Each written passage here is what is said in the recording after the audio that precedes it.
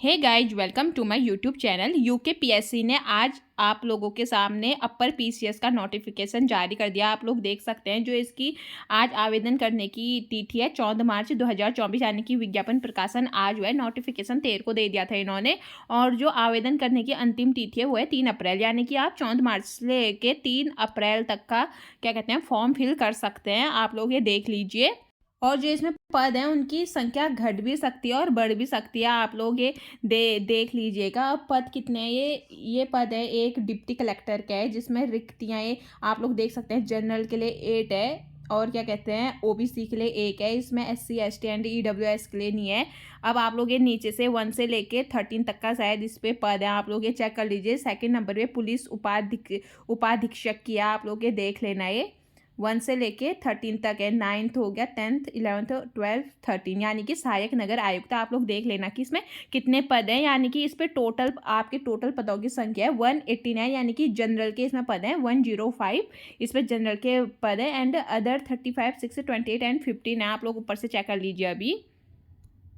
चलो अब इसका देख लेते हैं हम लोग। जो इसकी शैक्षिक अर्हता है, यानी कि आपकी एजुकेशन क्वालिफिकेशन क्या होनी चाहिए, वो चेक कर लेते हैं।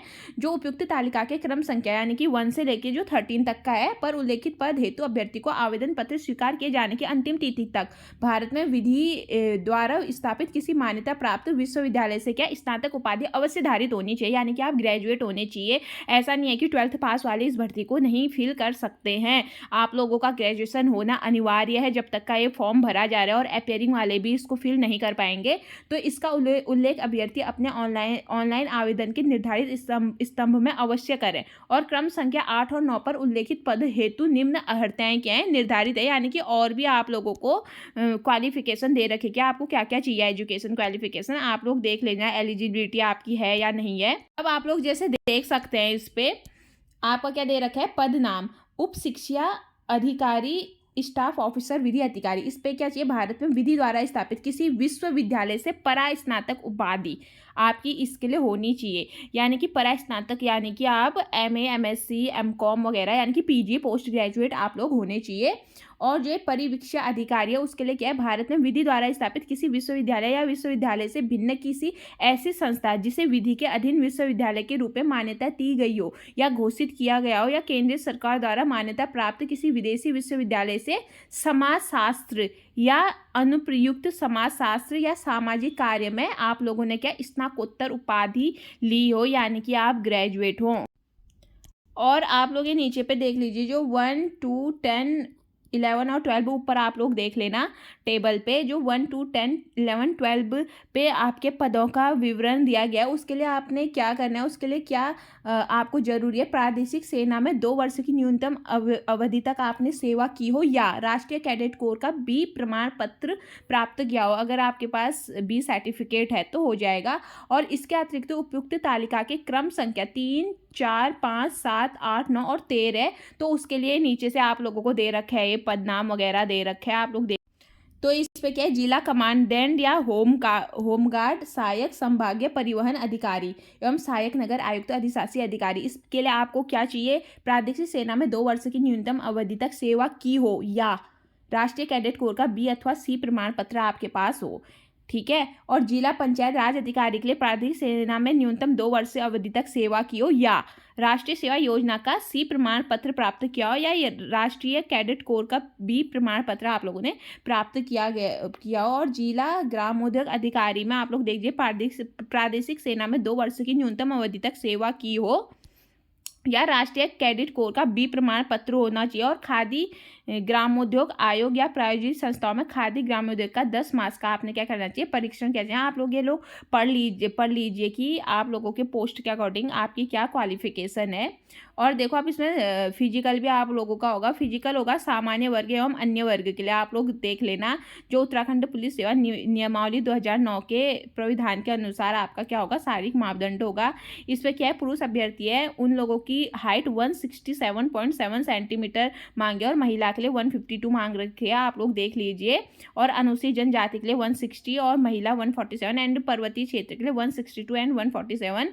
और सीने की माप क्या कहते हैं, ये केवल पुरुषों के लिए आप लोग देख लीजिए। बिना फ्लैट 76.5 होनी चाहिए और सामान्य व अन्य अभ्यर्थी के लिए 78.8 इंच और फुलाने के बाद अनुसूचित के लिए 81.5 सेंटीमीटर एंड सामान्य के लिए क्या होनी चाहिए, जो जनरल वाले हैं 83.8 होना चाहिए।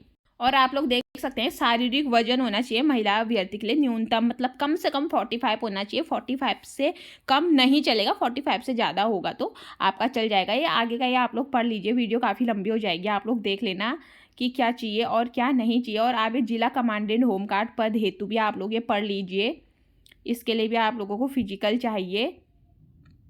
और अगर अब शुल्क की बात करी जाए तो जब आप ये फॉर्म फिल करोगे, जो अनारक्षित है उनके लिए आवेदन शुल्क 150 है, यानी कि जो आपकी फ़ीस होगी, यानी कि टोटल 172 आपका हो जाएगा। 22 रुपीज़ आपकी प्रोसेसिंग फ़ीस भी टैक्स के साथ लगेगी।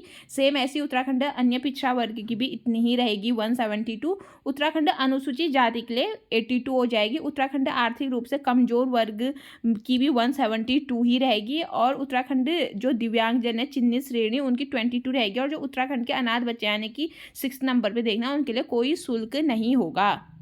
और इस पे आपकी 3 परीक्षाएं होंगी, यानी कि प्री होगा, मेंस होगा और इंटरव्यू होगा। यानी कि प्रारंभिक परीक्षा हेतु जो ये निर्देश दे रखे हैं आप लोग ये पढ़ लीजिएगा ये। और इस पे सबसे मैंने प्रारंभिक परीक्षा में भी क्या दे रखे है कि ऋणात्मक मूल्यांकन दिया जाएगा, आप लोग देख लेना। जो मेन पॉइंट है वो मैं आपको बता दे रही हूँ।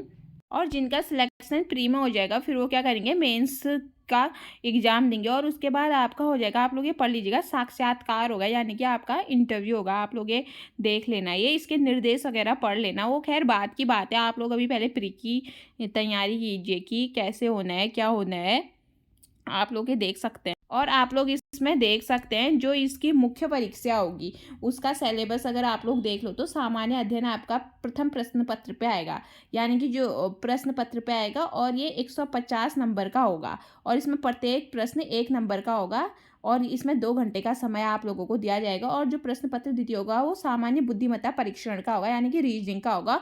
और इस पे आपको 100 अंक दिए जाएंगे और जो प्रत्येक प्रश्न होगा वो 1.5 अंक का आपका होगा। और क्या कहते हैं कि इसका पूर्णांक भी 150, यानी कि टोटल 300 नंबर की आपका मेंस होगा। और इसका टाइमिंग भी 2 घंटा ही है, यानी कि दोनों पेपरों को मिला के टोटल कितने टाइमिंग में आपकी प्री पेपर होगा आपका 4 घंटे में, आप लोग देख लीजिए। और आप लोग यहाँ पर को भी ये देख लेना, जो इस पे है ये 1/4 यानी कि 1/4 का आपका क्या किया जाएगा, ऋणात्मक, यानी कि माइनस मार्किंग होगी आप लोगों की।